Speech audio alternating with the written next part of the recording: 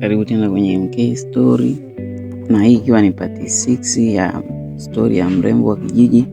Tunaanza hapa ambapo tulikuwa tumeishia katika sehemu ya 5, na nikutake radhi kwa kuwa sehemu ya 5 kuja kwa sauti za AI, lakini sasa hivi nimerudi mwenyewe na tutakuwa naendelea mimi mwenyewe.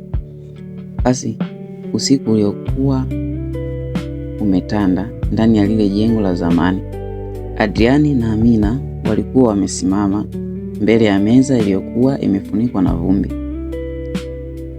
Juu ya meza kulikuwa na daftari lile walilolipata. Amina alitazama kwa hofu. Amina akamuuliza Adriani, "Una uhakika tunapaswa kulifungua?"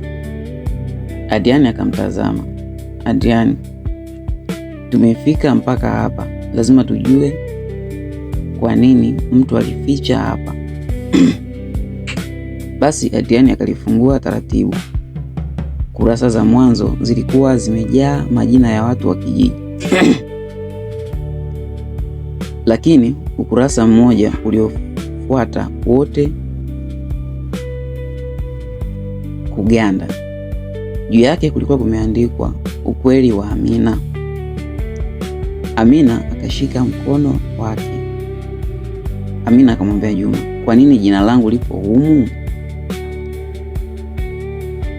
Basi Adriani naye hakujua cha kusema. Walipoendelea kusoma, waligundua kuwa daftari hilo lilikuwa na taarifa kuhusu familia ya Amina, mali za kijiji na siri zilizofichwa kwa miaka mingi. Ghafla mlango ukagongwa. Adriani akazima taa. Amina akamshika mkono. Sauti ya mtu ikasikika nje ikisema, "Najua mpo humo." Basi Adriani akamnong'oneza Amina, "Usipige kelele." Lakini mtu huyo akaanza kufungua mlango. Mlango ulifunguliwa taratibu. Adriani na Amina walikuwa wamejificha nyuma ya kabati kubwa. Mtu akaingia ndani akiwa na tochi. Alianza kuzunguka huku na huko. Amina akawa anatetemeka kwelikweli. Basi mtu huyo akaenda moja kwa moja kwenye meza. Alipofika akagundua kuwa daftari halikuwepo. Basi mtu huyo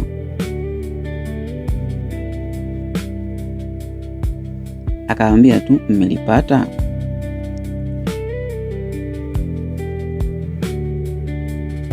Basi Adriani akamtazama Amina kwa mshangao.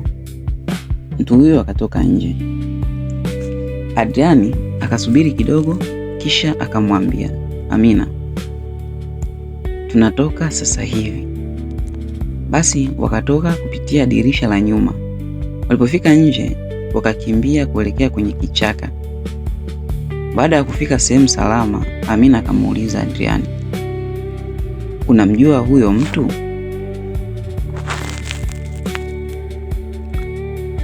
Adriani akatikisa kichwa tu akamwambia hapana, lakini ndani ya moyo wake alijua kuna kitu hakikuwa sawa, kwa sababu kabla hajaondoka kwenye jengo, Adriani alikuwa amemuona mtu huyo kwa mwanga wa tochi, na uso wake ulikuwa uso wa mtu anayemfahamu sana.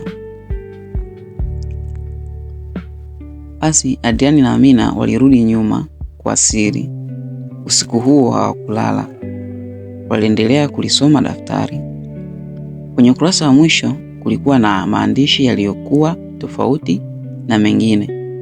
"Mtu anayemiliki ardhi hii si yule mnayemjua." Amina akashtuka. Amina akasema, "Unamaanisha nini?" Basi Adriani akaendelea kusoma. "Kabla sijafa nilimkabidhi mtoto wangu siri hii. Lakini kama umefika kwenye ukurasa huu, ujue kuwa mtoto huyo bado yupo hai." Amina akasimama ghafla. Amina akashangaa, "Mtoto?" Basi Adriani akamwangalia. Chini ya maandishi kulikuwa na jina moja limeandikwa Juma. Amina alianza kulia. Amina akauliza, Juma alikuwa kaka yangu? Adriani akashangaa pia. Basi Adriani akasema, ulisema alifariki miaka mingi iliyopita. Amina akafuta machozi. Amina akasema, ndio nilivyoambiwa. Ghafla simu ya Amina ikaita. Namba haikuwa imehifadhiwa au imeseviwa, ilikuja anoni namba tu. Basi akaipokea ile simu. Sauti ya mwanaume ikasema, Amina, kama unataka kujua ukweli kuhusu kaka yako, usimwamini mtu yeyote kijijini. Simu ile ikakatwa.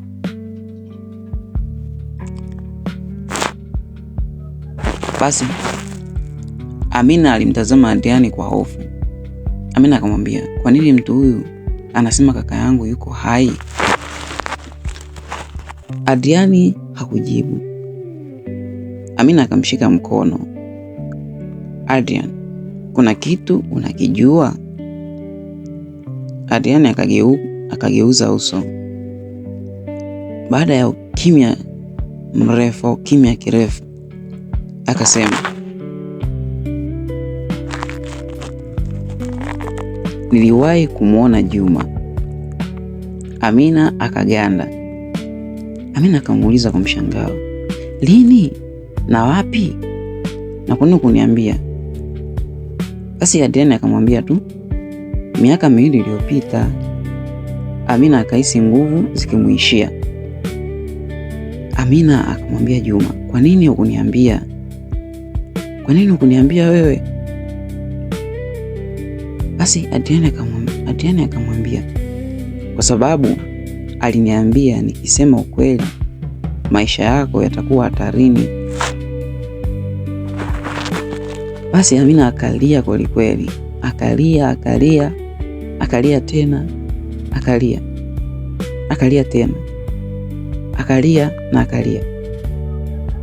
Akalia tena. Akasema, na sasa? Adriani akatazama lile daftari. Akamwambia, sasa tayari tumeingia kwenye siri hii, hatuwezi kurudi nyuma. Ghafla wakasikia sauti nje ikiita, Adriani. Basi Adriani akamtazama Amina. Sauti iliyokuwa ya mtu aliyekuwa akimtafuta. Wote wakatoka nje, lakini hakuna mtu aliyekuwepo. Chini kulikuwa na bahasha. Basi Adriani akaichukua ile bahasha.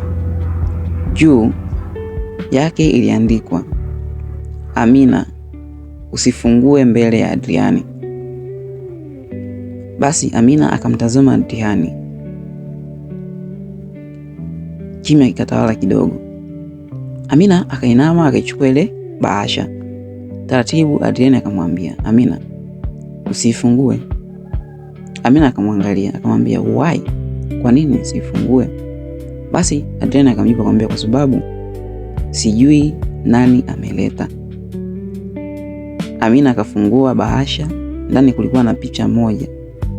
Picha ya mwanaume aliyekuwa amesimama mbele ya nyumba ya zamani. Amina alipoiona alipiga kelele. Akasema, huyu ni Juma.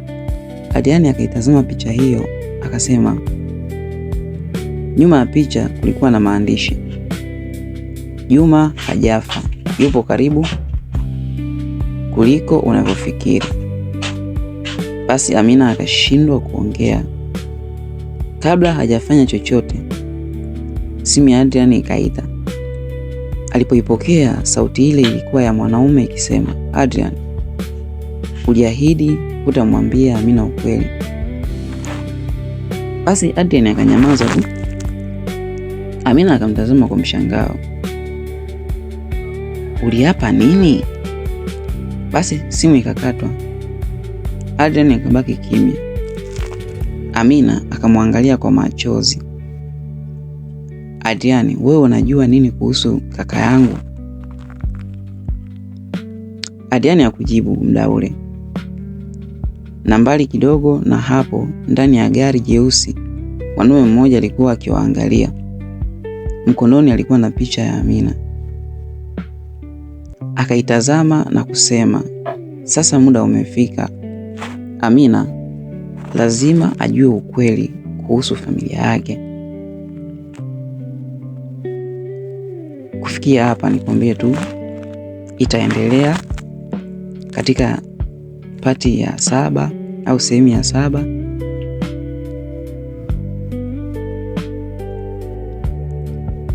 Sasa tusubiriane katika sehemu ya 7. Pia nichukue nafasi hii kuendelea kuwataka radhi mashabiki na wafuatiliaji wa story wote ambao kuridhishwa na pati 5 kutokana na sauti ya AI. Hii ni changamoto ndogo ndogo ambazo tulikuwa tuziweka sawa. Sasa tumerudi na tuko sawa, tutaendelea wote mpaka pale tutakapomaliza story yetu. Basi nikuombe uendelee ku-like, ku-subscribe, ku-share pia, comment. Mimi nasimulia story nikiwa Arusha. Niambie wewe unasimulia ukiwa wapi? Basi asante kwa kuwa na mimi mwanzo hadi mwisho. Nilikuletea story langu, jina ni MK. Lakini mtayarishaji wetu ni Agi.